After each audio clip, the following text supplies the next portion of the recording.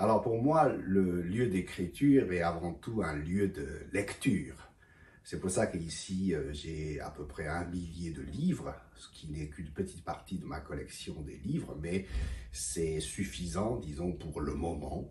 C'est-à-dire, c'est une bibliothèque mouvante, changeante, qui est souvent ressourcée. Euh, donc, c'est ici que je travaille, mais quand j'écris pas seulement pour moi-même, j'écris aussi pour les autres, parce que je suis traducteur et je suis aussi critique. Donc, je lis beaucoup les autres et j'écris pour les autres.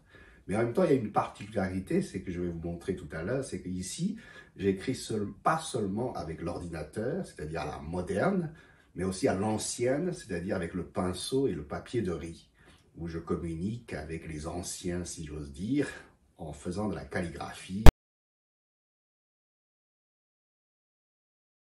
Voilà donc le lieu où je travaille, j'écris avec les livres que j'utilise en ce moment. Il y a un livre sur Molière, un livre sur la anthologie de la poésie française, et puis un livre sur Wang Kar-wai, le réalisateur de Hong Kong, et puis il y a les masques, le temps oblige. Et puis voilà, donc les livres, moitié français et moitié chinois.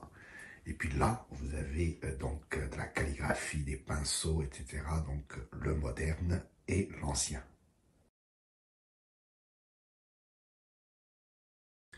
Alors, ma librairie française préférée, ça reste la Une, et donc parisienne, Germano-Pratin, ou plutôt Germano-Pratine, puisque c'est une librairie. Donc, c'est lié avec beaucoup de souvenirs, parce que c'était une des premières librairies que j'ai découvertes quand j'étais jeune étudiant chinois débarqué en France.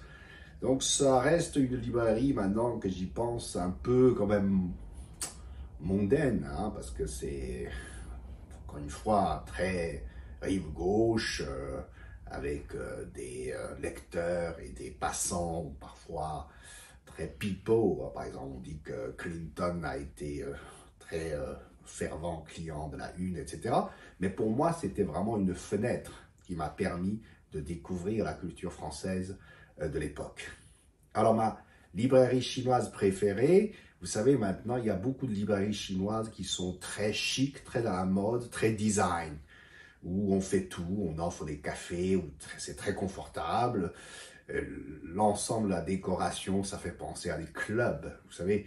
Donc moi, j'y vais tout simplement pour, disons, rester à l'essentiel, parce que je me demande, et je regarde aux alentours, je me demande si les gens sont là pour lire. Donc moi, j'essaie de, disons, de rester à l'essentiel, c'est-à-dire aller dans une librairie pour lire.